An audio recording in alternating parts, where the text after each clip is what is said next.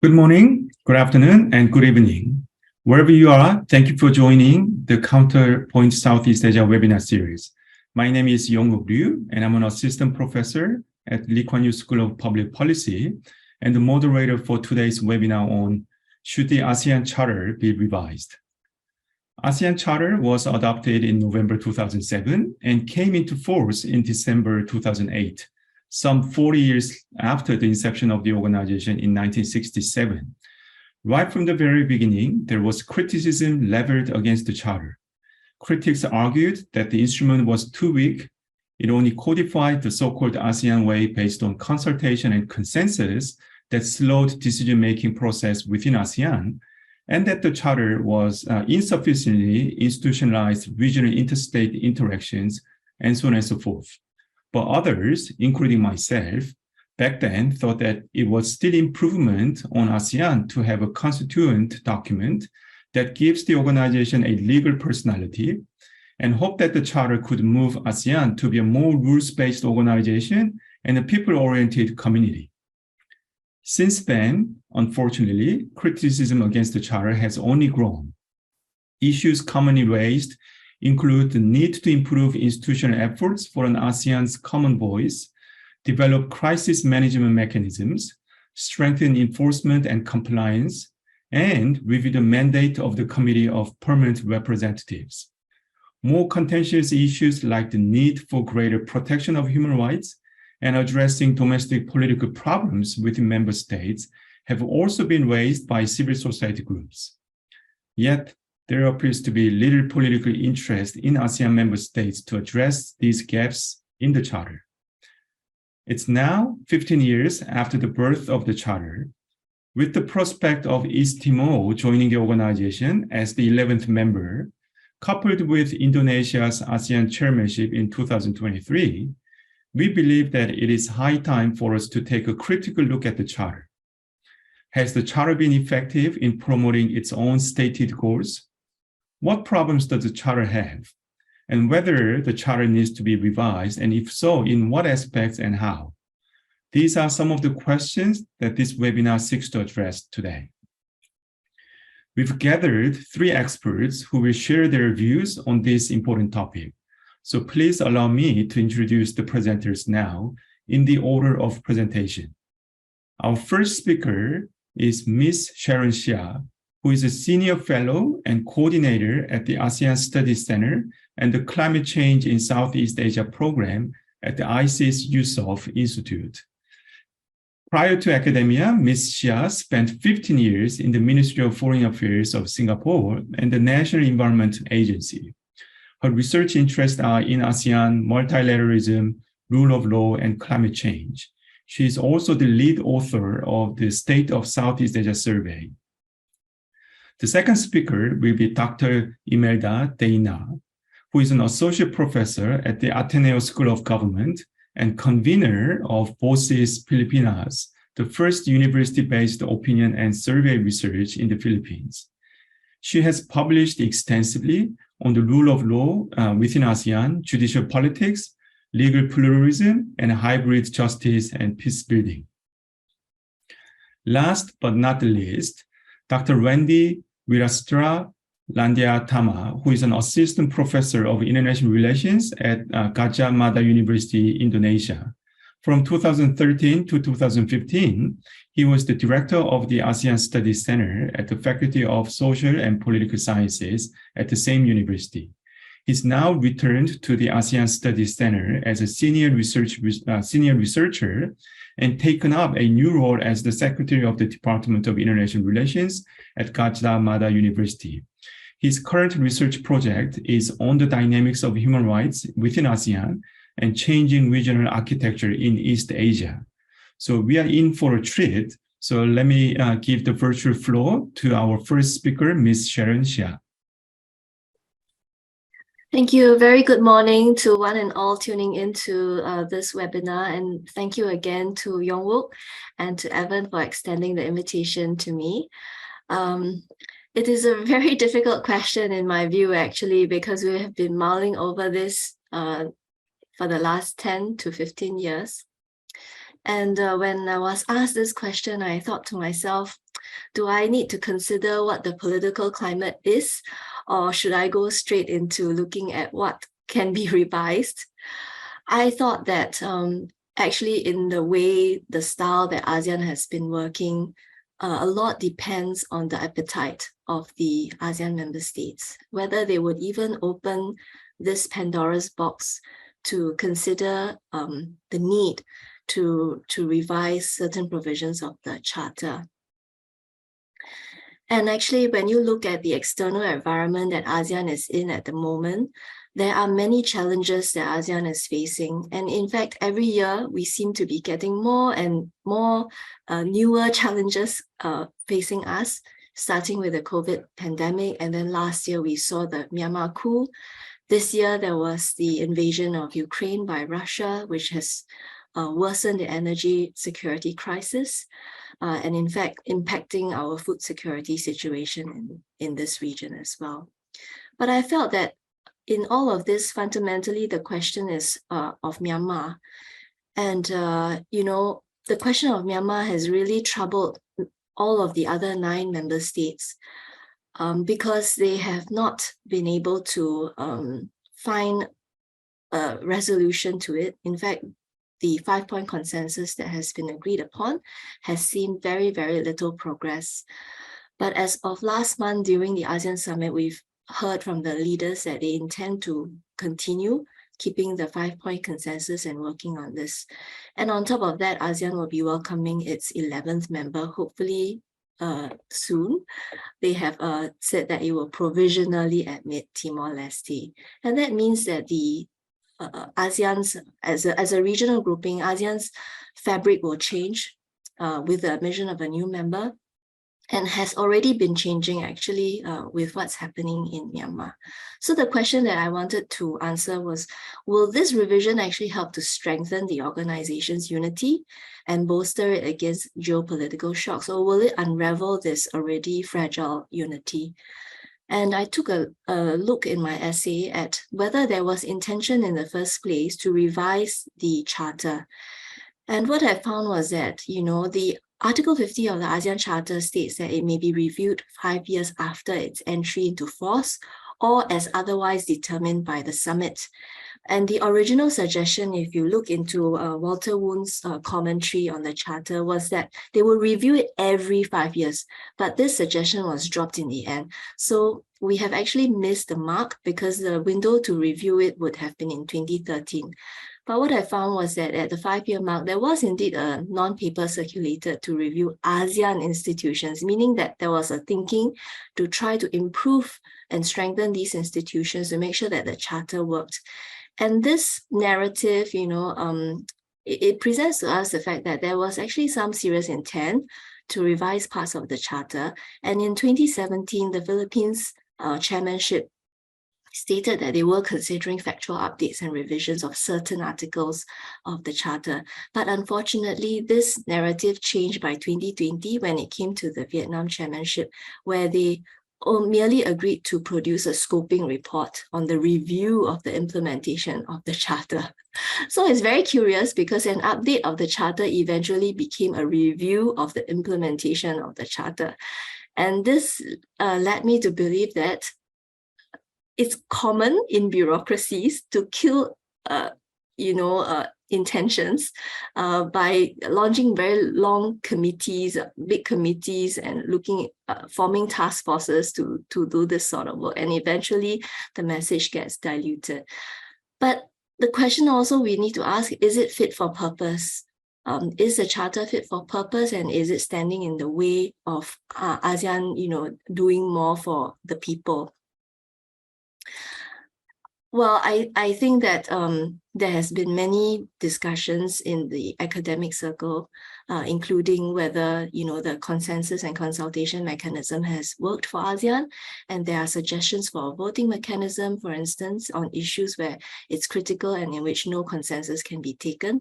And there's also suggestions for the use of an ASEAN minus X formulation on political issues, or the revival of an ASEAN Troika. But in all of these conversations, there's always a lingering fear that not every member state will come out with an equal say, and that this non-consensus decision-making could do more harm than good. So it tells us that there's an aversion to revising any part of the charter because they fear that there will be a fragmentation of their unity. Well, I would like to end that at this point that, even though there's been a lot of resistance, I do think that a rethink of how to implement by giving more voice to the people in ASEAN would help the organization in many ways. And there are certain parts in the charter, if there were political appetite, where it deserves a review, a kind of tightening. And I will not go as far as to say that all 10 will agree to changing the consensus-based decision making mechanism, but there must certainly be some ways to, for instance, divorce certain decisions from the political track, from putting everything up to the ASEAN summit level to decide, because there are certain decisions that perhaps could be taken legally and need not involve a political decision. I think that sort of conflicting all of these decisions will be useful for the organization in the long run. I will end here and leave it to Young to pick this up. Thank All you. right. Thank you, Sharon. I think it's a very interesting point that you mentioned that the process of revising the charter may actually expose fundamental division within ASEAN, and as a result, ASEAN might be ending up being a much weaker organization, right, through the revision of the charter. All right, let's move to the second speaker, who is Dr. Imelda. Thank you, Young-wook, and thank you for ICS for inviting me to participate in this very important forum on whether the ASEAN Charter should be revised. Like Sharon, I was really mulling on this question because it's really hard, it's really difficult, and my idea was like going back and forth, no? And so in terms of my take here on whether the ASEAN Charter should be revised, is that I probably take a more realist view, and considering, of course, the underlying culture in the ASEAN, which is basically fundamentally underlined by the ASEAN way, which is non-intervention, the primacy of sovereignty, and of consensus form of decision making. So we know that despite the establishment of the ASEAN Charter in 2007, I think the decision making has remained fundamentally the same. And I would argue, in my essay that it's basically a political question. So responding to the current challenges and issues in ASEAN really require more of political will or political commitment than a legal commitment. And it is for this reason that I take the more realist view that maybe ASEAN should actually invest more time in doing more practical ways than spending time to revise at this point in time. I'm not saying that the ASEAN Charter is perfect, but I argue that it is complete by itself, and there is actually nothing that prohibits it from actually making an enhanced decision-making process. For example, what Sharon already mentioned about whether we need to enhance the consensus decision-making process and replace it with majority voting decision in some process in the ASEAN. I would argue that there is nothing in the ASEAN Charter that prohibits that kind of form of decision-making, enhanced decision-making. In fact, it actually provided for different modes of decision making by which the member states and also other stakeholders can utilize. So my point is, it's actually about changing the habits and practices of the ASEAN.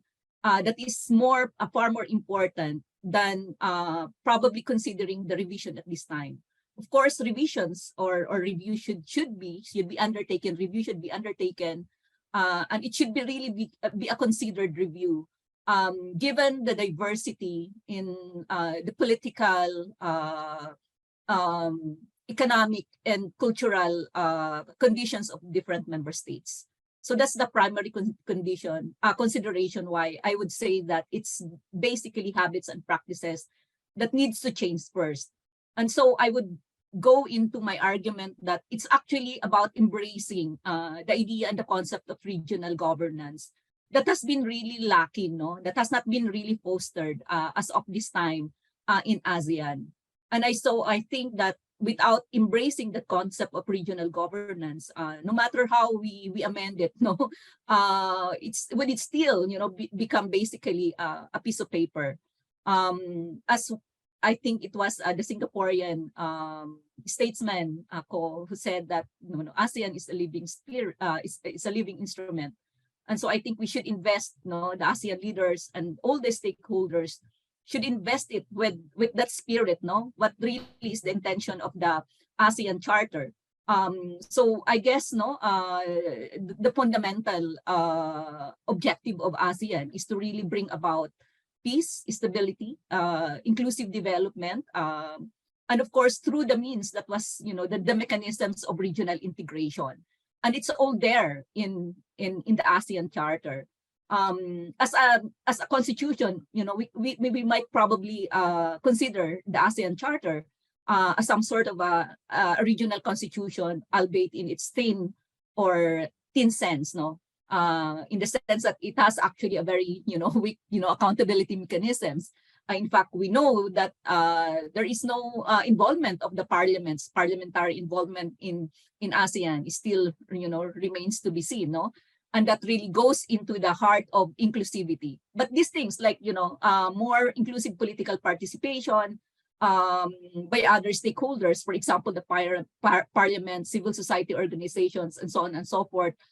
These are things that can actually be made, without amending the charter. Even in the field of the economic, in the ASEAN economic community, most of these instruments can be, can be amended, can be strengthened. But for me, the fundamental idea is that the ASEAN basically really contains, the fundamental vision of the ASEAN, and that I think it's really the political will, the political commitment of leaders to make it real. Okay, thank you, Imelda. Thanks for pointing out some sort of deeper drivers of regional cooperation beyond the, the ASEAN Charter provisions. All right, our last speaker is Randy. I'll give you the virtual floor. Yeah, thank you. First of all, I'd like to thank you both and Evan, and especially Center on Asia and Globalisation for inviting me. Similar with Sharon and Imelda, I think the question is really interesting and quite difficult. But at least I have one, I think, main argument that ASEAN should review and, of course, revise the charter to adapt to the increasingly complex and challenging condition that we face today. This is, I think, crucial for maintaining ASEAN's relevance and credibility, I think, in the region. And for that argument, I have three main points, I guess. The first one, ASEAN has been changing a lot, and I think ASEAN, ready for that change. Yes, there is element that ASEAN often corresponds to the crisis. If you learn from the history, the TAC in 1976 was a response to the end of Vietnam War, the perceived crisis of vacuum of power because US pulled out from Southeast Asia. And the ASEAN Charter was also a response basically to the inability of ASEAN to respond to the ASEAN Asian financial crisis of 1997, right? So that's one. Second, on the other hand, yes, throughout those kind of progress, institutional change, we see that ASEAN has only moved along with so-called doxa practices, habit and practices, which are non-interference, consensus, incrementalism, and so on. So yes, there's a move, but there's a limit to that, and we know that. And I think now, without sounding too alarming, I think now ASEAN should revise or review the charter because it's facing a crisis. We can see there is one way to element to that. ASEAN has been emphasizing the brand of maintaining peace, right? And become a convenient forum for all, right? But now with the context of Myanmar, the inability to effectively respond to Myanmar case, and the growing number of non-ASEAN mechanisms, just like AUKUS, Quad, and so on, there's an apparent question, I guess, with the brand image of ASEAN itself. So, and we can see from several scholars and observers, Martina Talagawa, I think, mentioned that Myanmar is an existential threat to ASEAN, right? So I think ASEAN needs to realize that it's facing a crisis. That's one. So yeah, and how the way forward now? I think there are two elements that are important in here. The first one is that ASEAN should strengthen the role of ASEAN Secretariat, especially in two elements. The first one is to give more power for ASEAN Secretariat to promote policy and to bring detailed policies, because oftentimes ASEAN has only deal with the statement and that's it. And current ASEAN Charter only deals with budgetary and manpower issues with regards to ASEAN Secretariat. The second element is to make a real inclusive body, because up until this time, oftentimes if we deal and engage with ASEAN Secretariat, they will always say that yeah, their action bound with ASEAN Charter, right? So in order to make a real inclusive organization, I think we have to enhance ASEAN Charter. Yes, and ASEAN Secretariat in that. And second element, I think, is that we need to, or ASEAN, I think, need to consider better incentive and disincentive mechanism. Up until now, all policy are somehow on consensus, but then there's no carrot and sticks, real carrot and sticks. I think it is really important to consider to both increase the financial capability of ASEAN. So ASEAN has, called carrots in order to make countries to comply. There may be a reward mechanism or deal with development project mechanism that can support Southeast Asian countries, and or considering many scenarios how ASEAN should create regime sanctions. I know this is probably a long way project, but it is really important. And from realizing that we're now facing a crisis, I think it's really important, this kind of discussion, what things that we need to review and revise and how. I think that's probably my point. Thank you. All right, thank you for that presentation. Thanks to all three presenters for their excellent presentations. From the audience, if you have questions, please raise them in the Q&A box in the Zoom. Just to get the discussion going, let me ask the three presenters one question each.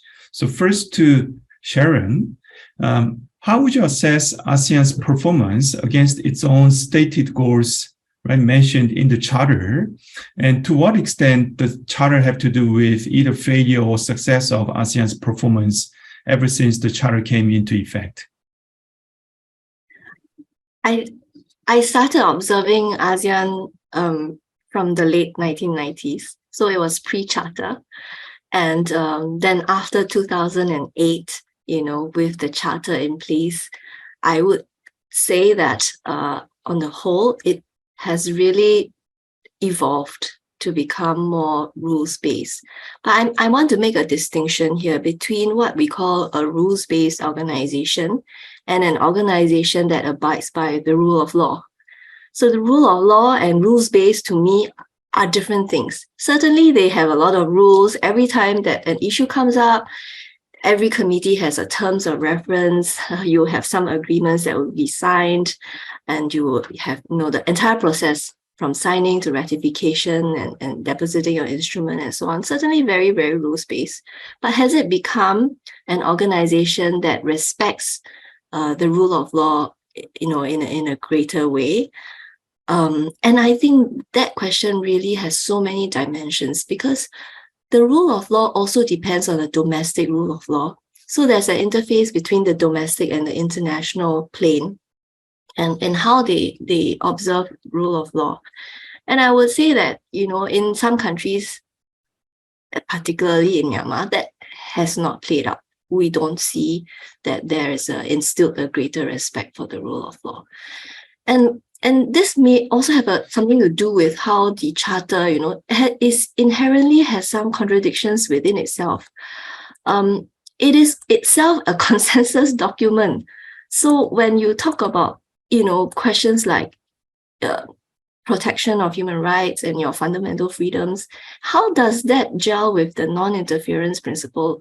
So it is contradictory in itself. And this contradiction, I don't see how it can be resolved in the near term.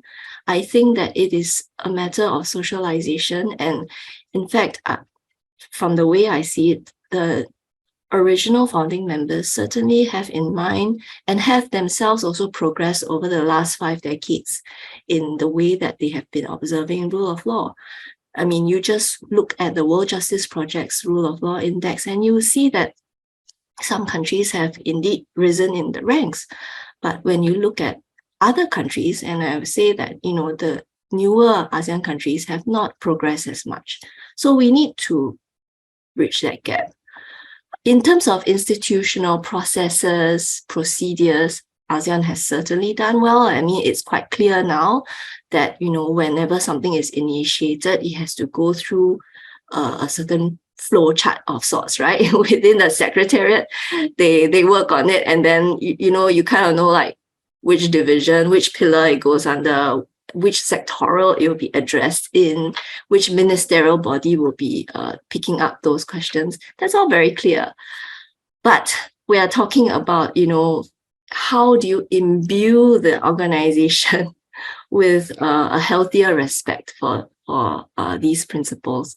I think that's a long socialization process that's got to take place, and that gap between the newer and the older members has to be breached. But I don't know what my other panelists think about this. Mm-hmm. Okay. Yeah. Okay. Thank you. Thanks, Sharon. I mean, the other panelists, feel free to comment on this question as well. My question to Imelda is: you do argue argued in your presentation that what needs to change is not the charter, but the habits and practices within ASEAN. And I think most people would agree with that statement. The key question is, how do we manage to change these habits and practices within ASEAN? And so far, more meetings and interactions among the member states have not really nudged ASEAN members to be more abiding by the rules, or to be more people-oriented, community, and so on and so forth. So how can we get there in managing this or changing the habits and practices? You need to unmute yourself. Yeah. Thank you, Yong-wook. It's still a really, really difficult question. But I think, as what I articulated, there is very little appreciation for the concept of governance in ASEAN. And Sharon, of course, mentioned some of the achievements already, establishing that rules-based regime, although quite in a very formative stage. And we see greater institutionalization that happened, in fact, quite rapidly with the expansion of the ASEAN Secretariat and its work. Of course, we should also look on to the other brighter side, which is how non-traditional ASEAN actors, for example, like the private sector and civil society organizations have actually started to participate in the ASEAN process. So this is actually quite an achievement that's we have not seen that much pre-ASEAN Charter, and we should really consider that in how probably these habits and practices could change, because I believe that member state governments would, given ASEAN's underlying culture, is that it would be very hard for them to just give up their sovereign prerogatives, the sovereign will. And so I believe that it is by inviting other stakeholders, for example, the broader ASEAN public through civil society organizations, the ASEAN parliamentarians, and of course, we know already that there is, to some extent, a space for the private sectors. But I think this is not enough, I think there's still a lot more to be done because the involvement of these various sectors are still very much ad hoc. In fact, there is more there. They are more informal than actually formal. So if there is one thing to change, actually, whether in the ASEAN Charter or in other instruments, that would be to really formalize the participation of these other stakeholders into the ASEAN processes. That's for one. But the second is, and I think that has been mentioned already, is to really utilize the institutions. Like, for example, the ASEAN Secretariat, it should really be invested with more powers. For example, to have more beyond monitoring functions, it should have actually compliance and enforcement functions. And that goes the same with really how we can provide for a healthy balance of non-binding and binding coercions, because even in mature international organizations, there is actually room for flexibility. And I think these trying times, unprecedented times, organizations need to be nimble, but at the same time decisive and at the same time flexible. So there should be a healthy balance between that binding and non-binding forms of mechanisms in ASEAN that we have yet to see. So maybe that's one aspect that I really need to see reviewed or changed, And to some extent, I would argue that it doesn't even need the revision of the ASEAN Charter. And I think lastly, I think in terms of the dispute resolution mechanisms, and of course the very, very sensitive issue, the Myanmar issue. But I think in terms of more broader problems that may arise in the future, and I think that's one mechanism that ASEAN is actually lacking, is to how to deal with this issues that goes into the heart, basically fundamental principles of ASEAN, and that has the potential to impact on the peace and stability of ASEAN, and that is one thing that hasn't been really paid much attention to. So that's why we have this recurring problem. But in fact, we actually have the Treaty of Amity and Cooperation that has remained unestablished. So I think establishing that even on an ad hoc basis would actually provide ASEAN with that another layer of mechanism, perhaps, and that would give a voice to other stakeholders in ASEAN, apart from, of course, the ASEAN leaders, in terms of really responding in a timely manner to these issues. I think one of the things that I've noticed, of course, is that, unlike other organizations, for example, in Africa or Latin America, there is actually a provision or mechanisms to deal with unconstitutional changes of government or the use of force, to change governments. I know that this is a very sensitive issue in the ASEAN, but time and time again, this is one of the things that really, really divide ASEAN members. At the same time, I think it's really important to have that early warning systems in ASEAN. I think the world is getting more hotter, and also the issues are getting more difficult, and violence and conflict as getting stronger. And sooner or later, this part of the world will get embroiled into, of course, we are now embroiled into that geopolitical rivalries. And so this early warning systems, at least, or some sort of a device, no, to foresee all these difficult challenges should actually be set up within ASEAN. Okay, thanks, Imelda. Last question to Randy is, in your paper, you put forward the idea of strengthening the ASEAN Secretariat as a way forward. And I think this is a fairly practical thing to do, but can it deal with more fundamental issues that you also mentioned in your paper, such as the Myanmar issue, which you describe as an existential threat to ASEAN's credibility? So strengthening the Secretariat, does that get us forward, in a fundamental way? Yeah, thank you, Young-wook.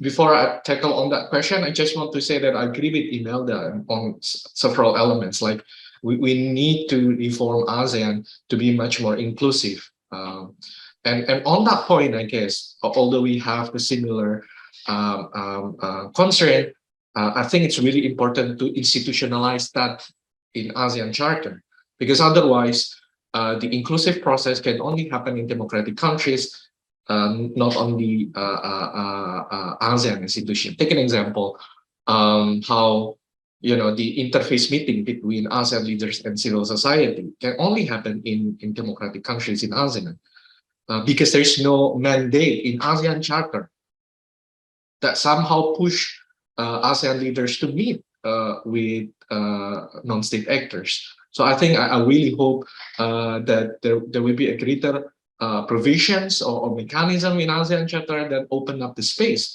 for civil society. That's one. And similarly, I think I want to link back to Young-wook's questions with the greater enhanced role of ASEAN Secretariat. I think we can gather a wider inputs for tackling and dealing with Myanmar. One of the main problems right now is that ASEAN doesn't have real mechanism to deal and talk to non-state actors in Myanmar, right? And with the strengthening ASEAN Secretariat, I think some of the spaces can be opened up. We can get input, real talk with civil society in Myanmar. From that's one way to see that. The other way is definitely with proposals. Up until now, when we talk about decision in ASEAN or any proposal in ASEAN, somehow the proposal has to come from member states rather than the institutions. And if we learn from a big or other institutions like European Union, the institution itself can produce policy paper. Yes, they have to be discussed and agreed by all the members, but I think the power to promote ideas is really important. And from that aspect, ASEAN Secretariat definitely needs to talk to wider stakeholders, academia, civil society, and so on. So from those two elements, I guess, we can enhance. Lastly, once again, I link back to my other points that ASEAN itself needs to enhance its capability for giving incentive and disincentive, right? So up until now, I think when we talk about Myanmar, we have several policies, but then we don't have any carrots and sticks attached to that. A stronger ASEAN that has the ability to give carrots. Take an example now, maybe it's quite sensitive to talk about sanction, but then I think probably we can attach that to carrots. If ASEAN can create policy, a detailed policy, how Myanmar should be open up for dialogue, and then ASEAN will help on certain elements, that would be great, I think. So yeah, that's probably my response. Okay, perfect. Once again, I would like to encourage the audience to write or raise your questions in the Q&A box. We have a couple of questions, so I don't think those questions are addressed to particular panelists. So feel free, all right, any one of the three panelists to address any one of these two questions. The first question is about where it says, is the charter designed to be used for member states conflict?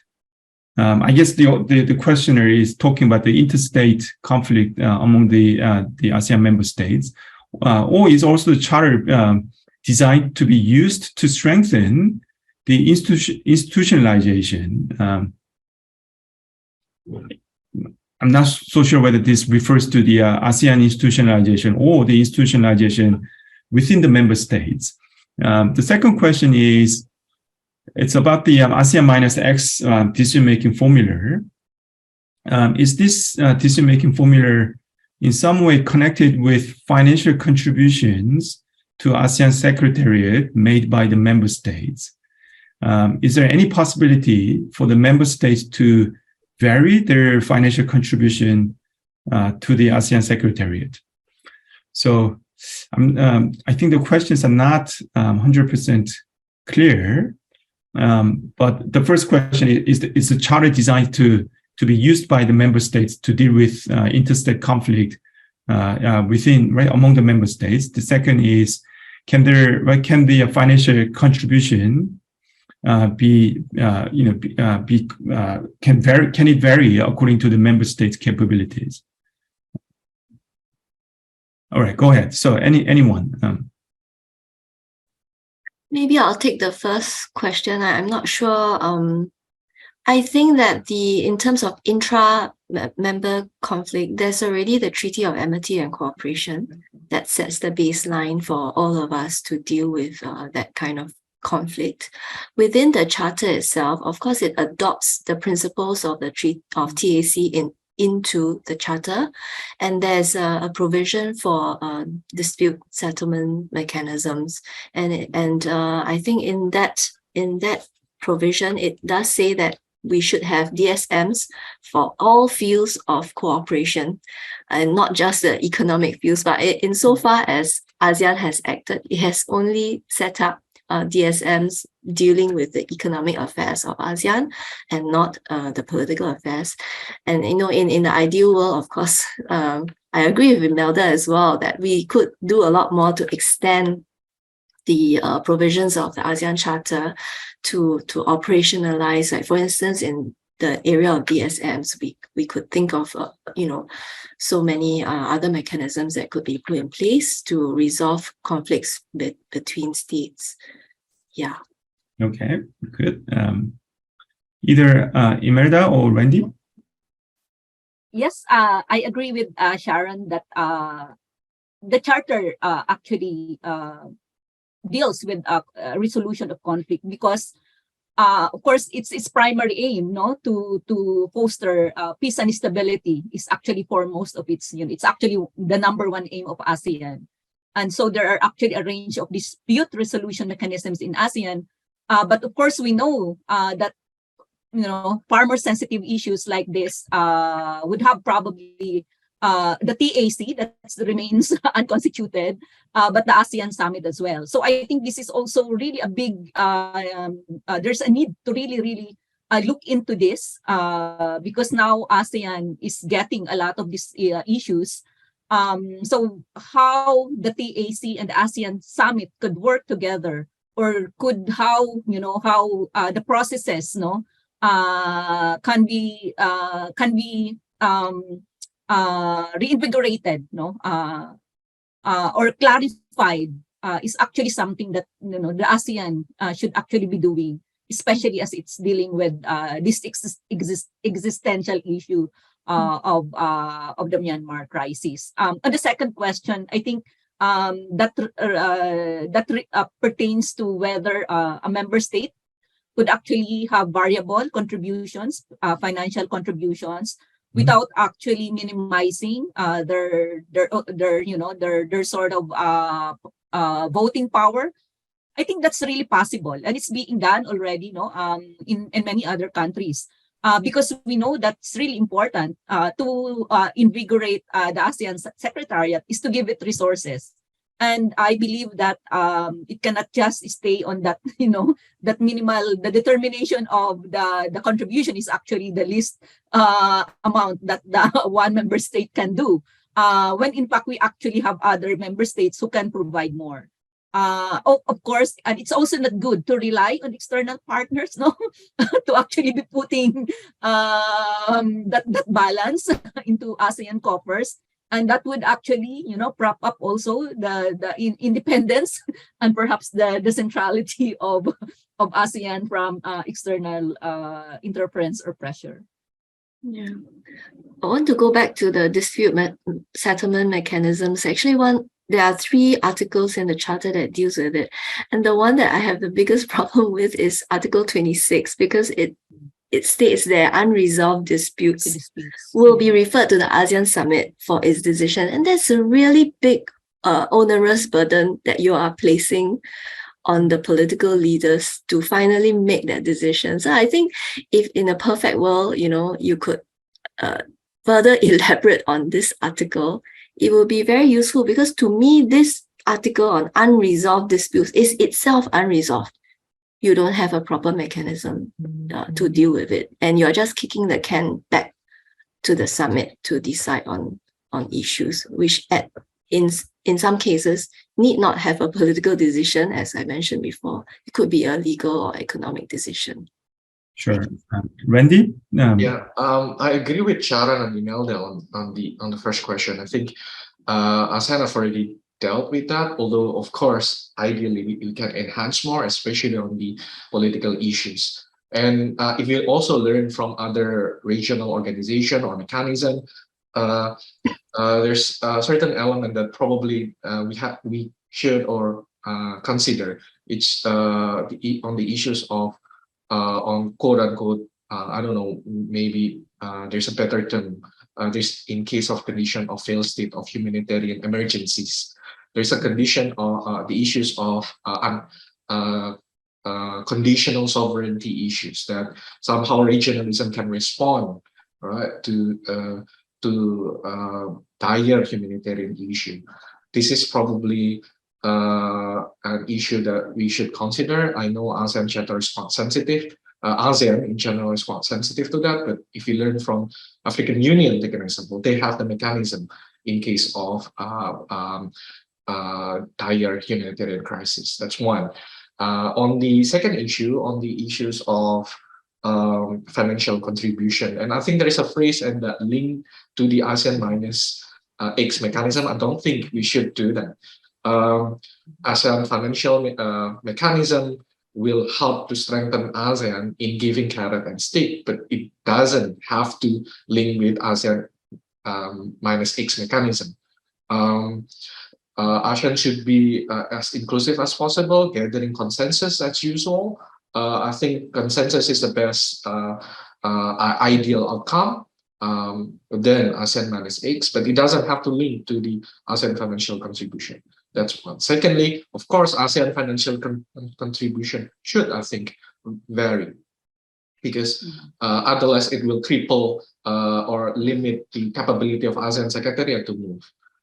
Yes, I also agree with Imelda that we can open up or link with external partners in enhancing financial capability. That's true, but important step is to open up to ASEAN member states to have varied commitment.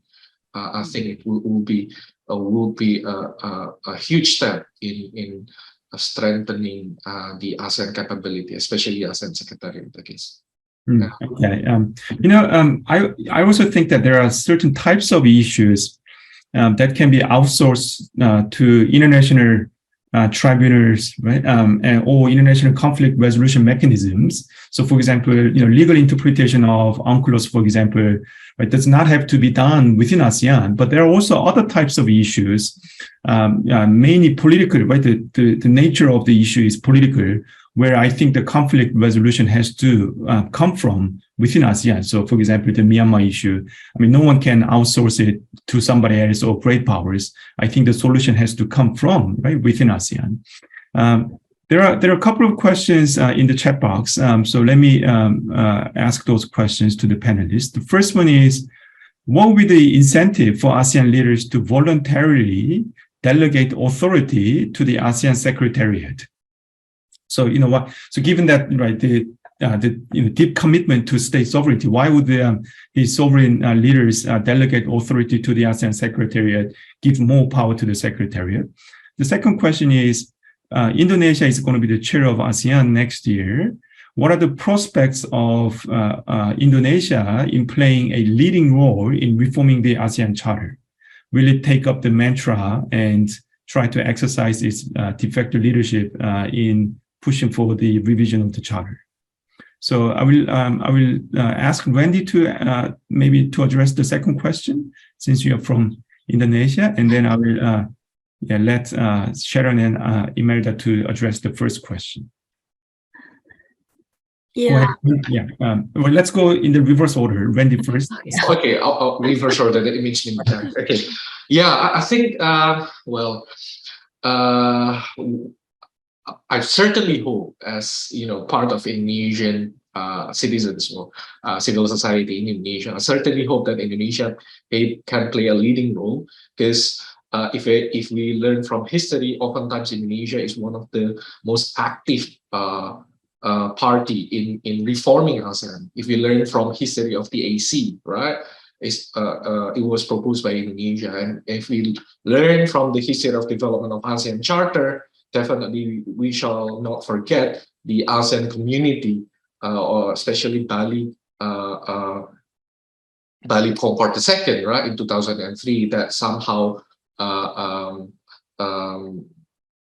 paved way of ASEAN Charter by declaring that we need to have ASEAN community. So hopefully, I certainly hope that Indonesia should promote at least starting the process of reviewing, because at the end, I know revising ASEAN cannot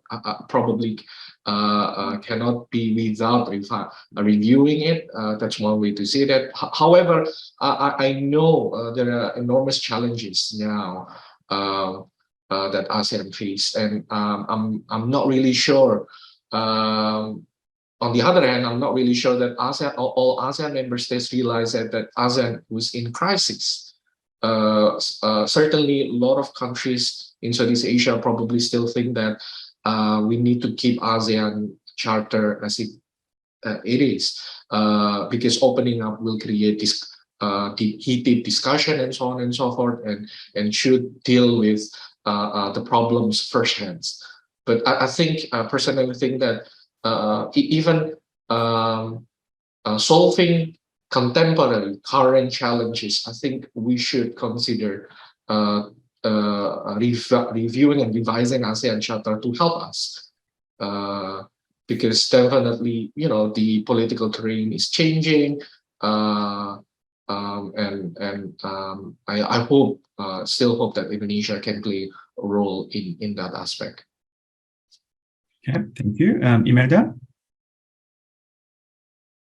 You need to unmute yourself again. Thank you for that difficult question again. And it refers to the carrot that has already been mentioned, no? What's in it for ASEAN to actually fulfill their commitments in the ASEAN economic community?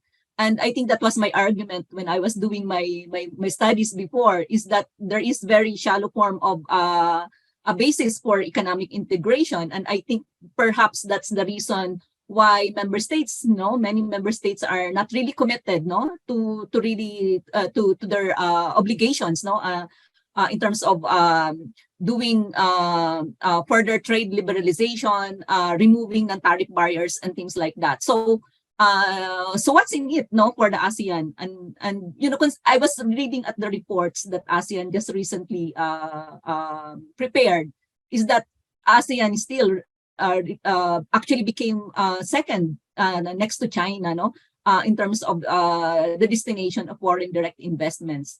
And so whether that's an incentive or disincentive, because I don't know if member states, regardless of the state of ASEAN, would still receive that much attention for foreign direct investments. But I would believe, no, that I think ASEAN, no, given its population and its capacity, could actually be, become an even better player, no, in the economic field, not only for attracting foreign direct investments, but actually for enhancing or deepening intra-ASEAN trade. But of course, I'm not an economist to answer that much question, but maybe that's the reason why, and perhaps that's the sort of motivation that probably that our member states should really come around to in fulfilling their obligations under the economic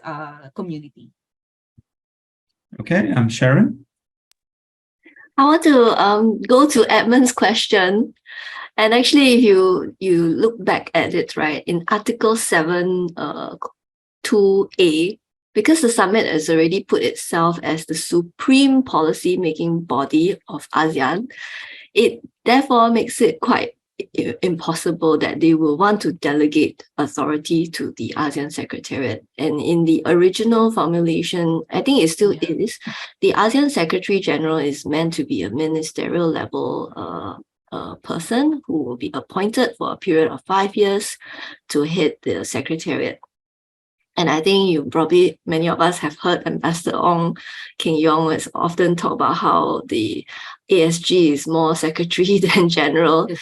And my view is that, in a crisis situation, perhaps you need to make the ASEAN Secretary General more of a general to lead the troops into battle than to let him or her remain as a secretary.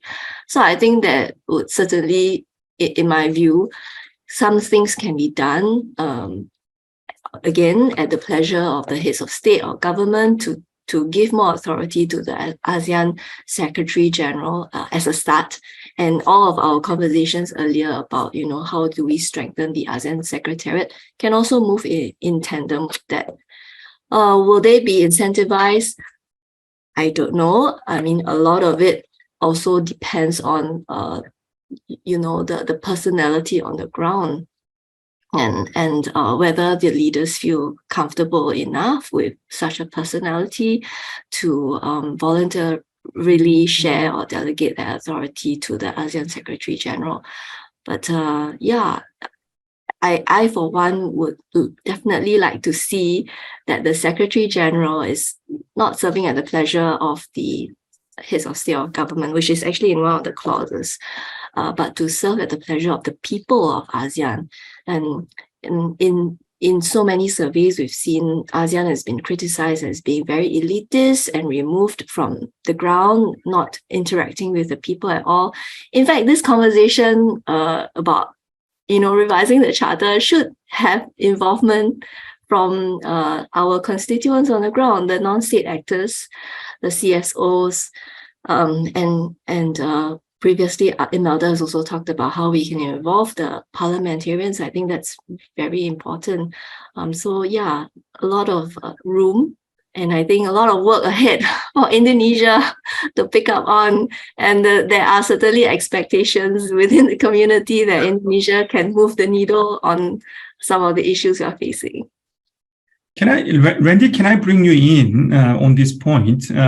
So, I mean, certainly, right, people do talk about ASEAN Secretary General being more secretary than a general. But I guess the trick is to find a role that is between a general and being a secretary. And Randy, you mentioned that secretariat could be sort of a generator of new policy ideas, right? Maybe generating certain discussions on controversial and sensitive issues, which maybe some member states might refrain from engaging in. So what's your take on this question of delegating more authority to the ASEAN Secretariat? Why would these national leaders voluntarily do so? I think we need to be careful in that sentence, I guess. I'm not really sure that my point is to delegate. Because at the end, I still believe that, ASEAN should decide it. But giving more authority for ASEAN Secretary to take up on facilitating role. Because the problem up until now is that ASEAN has very limited mandate. Because and if you talk to ASEAN Secretariat, oftentimes they deal that, yeah, because ASEAN Charter says that we have to only serve member state, all delegates from ASEAN member states. So that's why it's indeed very elitist process. So I don't think if we enhance ASEAN Secretariat, then it means that we create ASEAN Secretariat that can move on its own, right? No, it's not. I think it's not delegation of authority. It's like facilitating. So ASEAN can create more decisions and especially detailed policies. Because up until now, oftentimes ASEAN only deals with declarations and no clear. Look, take an example, ASEAN outlook on Indo-Pacific. There's no real so-called clear implementation of that up until now, which kind of frustrating, I think, for all. And that's why all member countries, all different big countries, Europe, America, probably was wondering, look, yeah, you propose a certain things, but what does it mean? So on that aspect, I guess we have to put reforming ASEAN on that level, aspect rather than declaring it as moving the authority to from member states to ASEAN Secretariat. Okay, thank you for that clarification.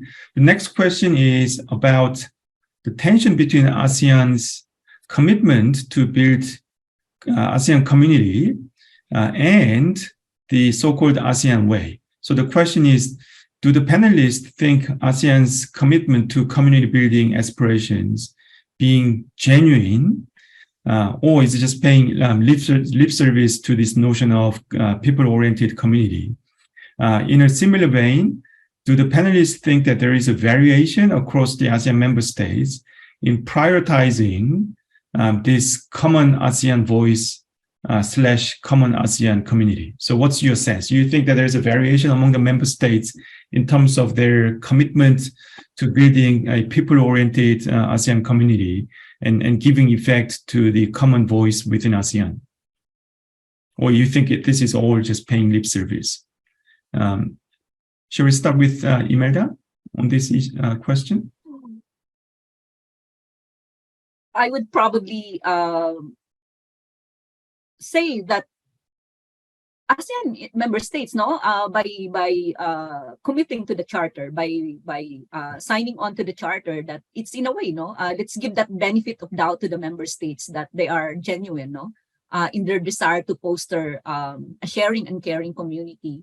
But we know that the reality in the ground is different, and we see that from the various surveys, that although of course there is now greater awareness among the ASEAN peoples, about the existence of ASEAN, still pretty much there is hardly any knowledge about what it does actually, much less the ASEAN community pillars. So I think really this demands, I think, more action on the ground to make it a reality.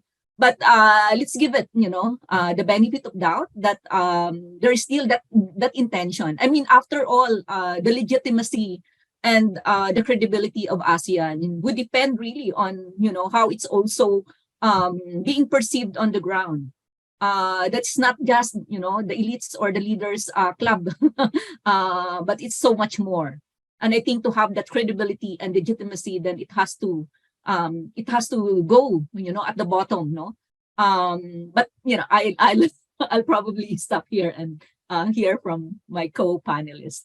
Okay, Randy, would you like to come in? Okay, of course. If you want to see it from outside, definitely there is a paradox to that. As I mentioned to you, oftentimes ASEAN creates this declaration, and then there's no real implementation to that, and probably it creates what often I call rhetoric action gap, and that is why probably a lot of people then see ASEAN is only paying lip service and so on. But generally, I agree with Imelda. There is a intention actually to commit. However, of course, I know the common habit and practices within ASEAN still give huge room I think, for independency or slash autonomy. That is why, yes, they commit on certain on the agreement. Then, if we have difficulties and so on and so forth, then they can go back and retract. And from that aspect, I think improving ASEAN Charter and keep allowing rooms, I guess. The good things I think and really appreciate up until now from ASEAN is that despite that common the general pattern of rhetoric and action gap, I know for sure there are several important ASEAN's leaders within, especially within ASEAN bodies, that really committed to ASEAN. I know for sure, and they want to push it forward. So yeah, hopefully, I think there's still room for positive or optimistic view. Because take an example, I know for sure in iChair, some of the representations, reps, they're really committed in pushing human rights. So yeah. Right. Okay. Sharon? I don't doubt that they are genuine in their aspirations for an ASEAN community. And I think it is very in keeping with the kind of domestic changes that we see in individual ASEAN member states. So, in the past, when ASEAN was set up, all of us in this region had more or less kind of like our own political systems were ruled by strongmen. And we had one-party systems. Many countries had that. And that has changed. If you look at it over the past 50 years, right, the political landscape in individual countries have actually changed. And we see more coalitions coming in and so on. So I always think about how the individual member states' political circumstances and how that actually has an effect on changing the regional fabric of ASEAN. And the leaders have also changed. I mean, many of our leaders are so-called more woke these days, and they understand what their people want, and they want to aspire to achieve those sorts of aspirations for the people. So this ASEAN community building conversation and narrative that we have, it started more than 10, 20 years ago. And it is kind of like a rite of passage, right, in that way, because we aspire better for our people, providing for them, economically, bringing peace and stability and prosperity for the people. So I don't doubt it at all. Is the way that it has gone about. And again, to go back to Randy's point that, decisions in ASEAN tend to be made very top down. It comes from the leaders and it gets implemented. Is there a mechanism we can put in place where the people's aspirations percolate upwards to the leader and to the summit where they consider some of these suggestions? I think most certainly we can, and we can even do that without revising any part of the charter. And on the point about a common voice, I do think that within ASEAN they grapple with two things: a common voice externally to our partners, a common voice in the case of the ASEAN Outlook on Indo-Pacific, for instance. I think that voice has not been very clearly articulated to the partners, thus leading to a lot of confusion between different partners, and also giving that space for the partners to in turn articulate their own Indo-Pacific strategies, and in which ASEAN, to me, in the last few years has not exercised as much agency as I had hoped ASEAN would do. And the second part of the common voice is your common voice to your own people, which I have talked about earlier. How do you communicate and ensure that you embed your people's aspirations in ASEAN and work together to create that common voice? Yeah, thanks. Okay. Imelda, do you have anything to add? I think we fully agree with that. The voice should come this time from below. It's time for ASEAN to actually hear the voices from below. Otherwise, it would cease, no, to that community building aspirations would just be on paper. Yeah. Okay.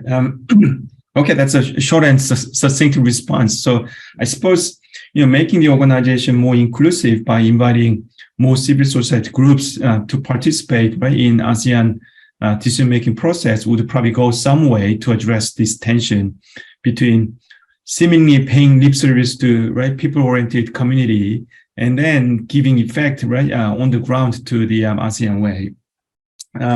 Can I ask the panelists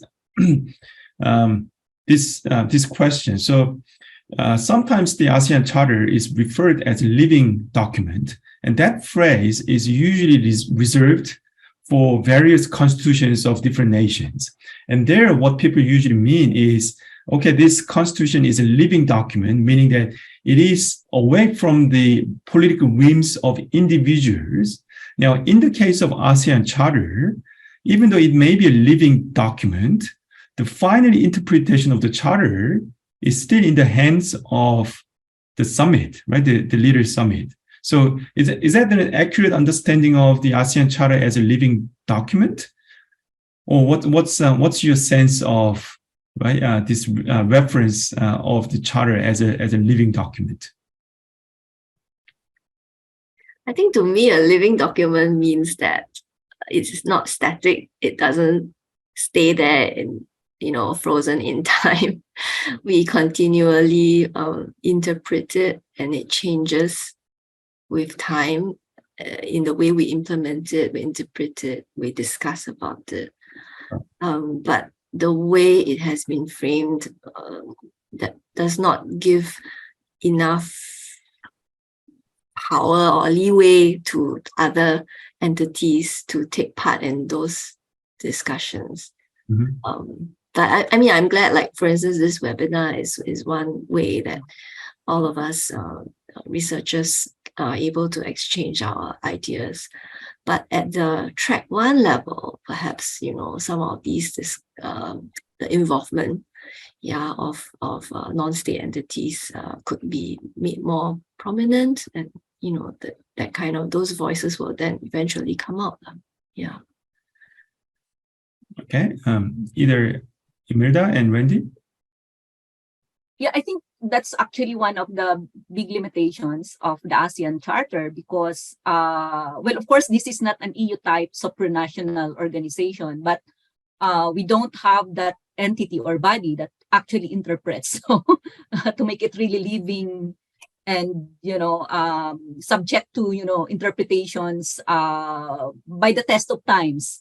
And so we don't have that. So what sort of mechanism that ASEAN should have to actually make it, meaningful, but also relevant, to changing time. So that's one big limitations. But I think there are ways to devise that. And I think also the problem is that I don't think that member states have actually been using, or people in member states have actually been using the charter, as an anchor, as a legal anchor, in terms of, how they also advocate for change.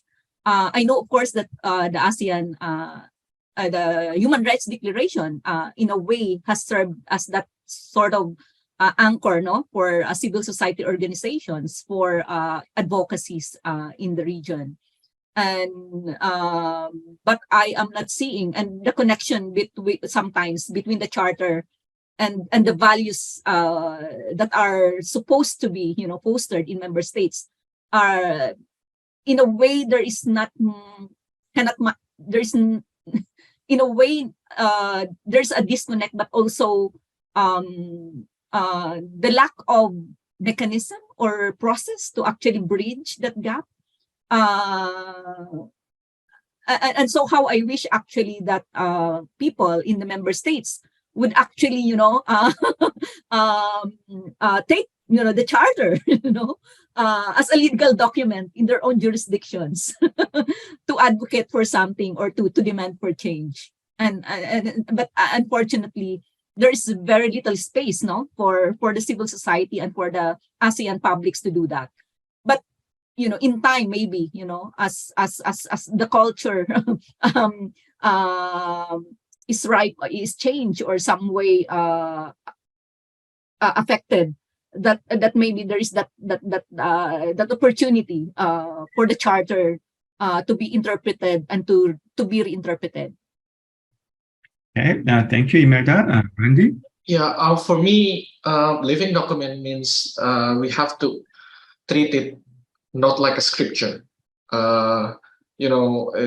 Definitely you can't change scripture, but thinking it as living document means we have to be ready in changing that if we need that, right? Through times, definitely challenges will change its form, and ASEAN, I think, since the beginning realized that in the future there will be a much more complex or different situation that encourage us to change or alter some of the provisions and mechanism. And I think on the other hand, I think it's not the problem. I think now that we see is the attitude is not like that, right? We say that ASEAN is living document, but then the attitude of most Southeast Asian leaders, I still think is still lacking, because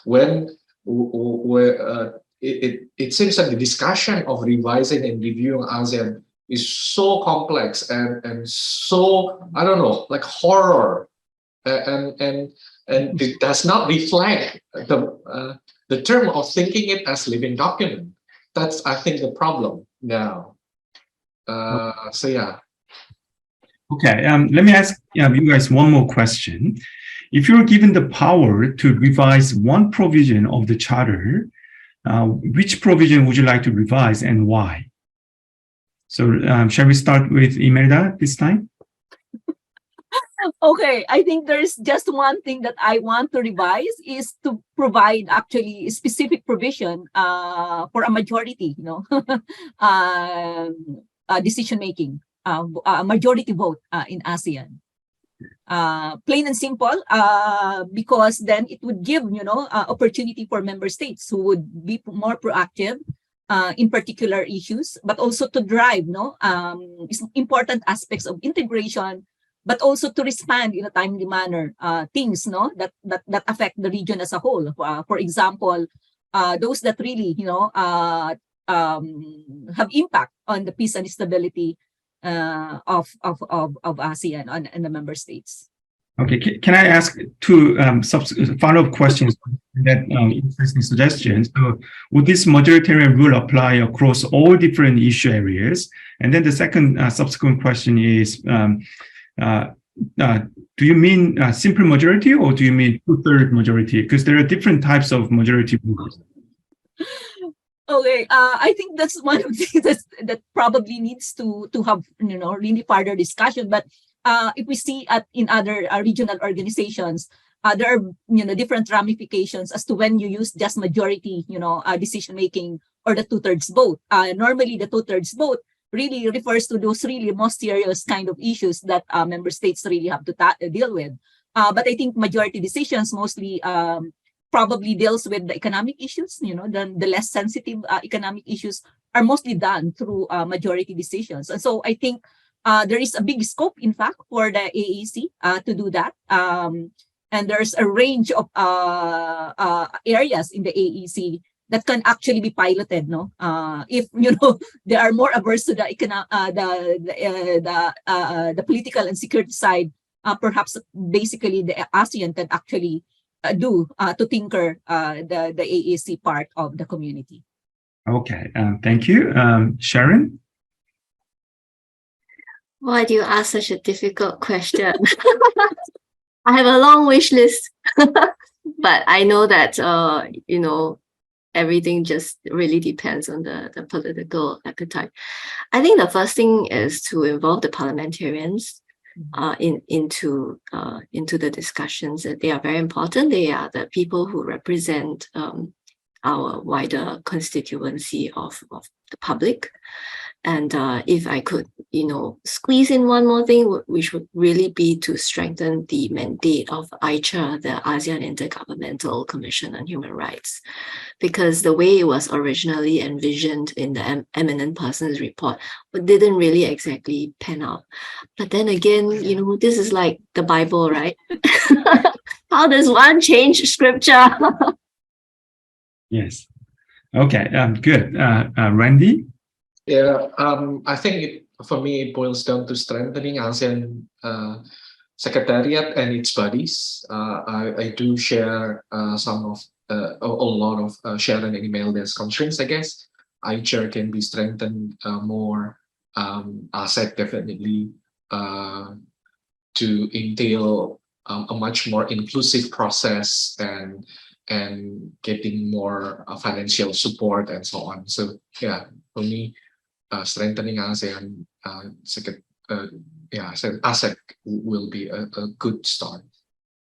Okay. We are approaching the end of the webinar. I will give the final word to the panelists to say any additional things that they wanted to say but couldn't say during the presentations. I'll give 1 minute to each panelist to produce conclusive remarks. So shall we start with Sharon? Thank you. I think it's been a very robust discussion here, and certainly hope that, when it gets to the dear leaders, that this kind of a discussion can also take place around the table. I still come back to the point that although there is a need to strengthen the ASEAN Charter, and maybe one way, as Randy has mentioned, is to strengthen the institutions, the organs of the Charter, and to, also adopt what Imelda has said. You could do that outside of the Charter. But there's always that inherent fear that, for instance, if you adopted a majority decision-making mechanism, that some people will be outvoted and that some countries will not be fully represented. So then that fear is that, well, these discussions actually threaten the unity that is already under threat because of what's happening in Myanmar. So that type of question is really hard to address in a 1 hour webinar or in a 1,000-word essay. But I figure it would be a kind of an iterative process as people across different levels of decision making consider these questions. So hopefully this is a start to answering some of the many questions that we have actually posed in this webinar. Yeah. Thank you. Hard not to agree that this is going to be only a start, right? Not the end of this discussion. Imelda? Thank you for this very robust discussion about the ASEAN Charter. And I'm a believer in the spillover kind of theory. And I know that ASEAN is doing its spillover, the ASEAN way.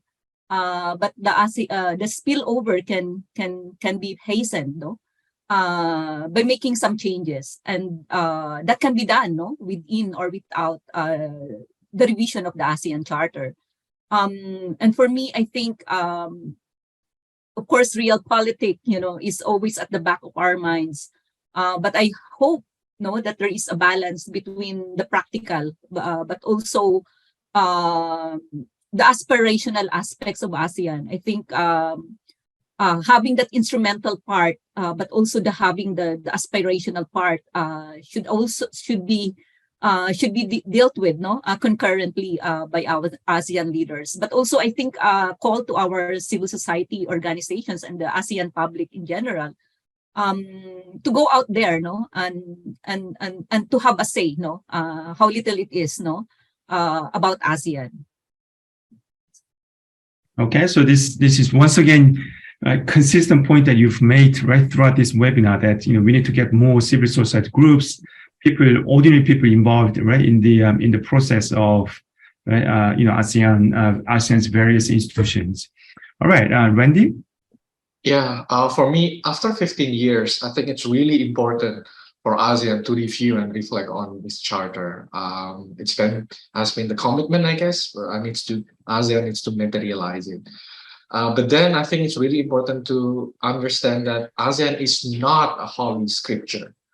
I think realizing it is as an essential first step.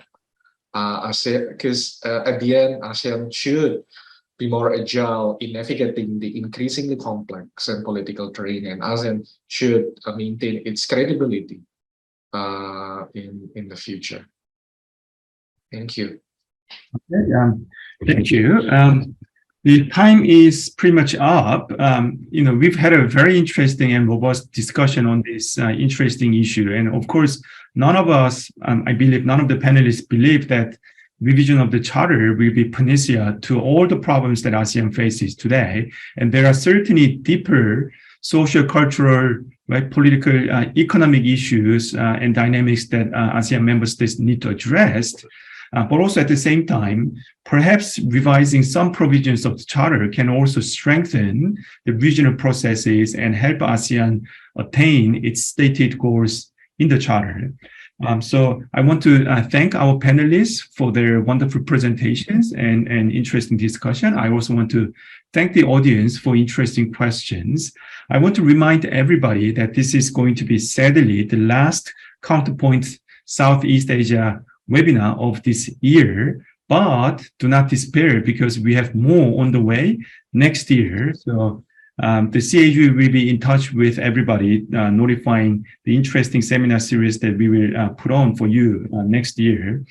If you found this webinar, today's webinar, interesting and enlightening, the essays will be published along with the video on the CAG website in due course, probably within next week or two.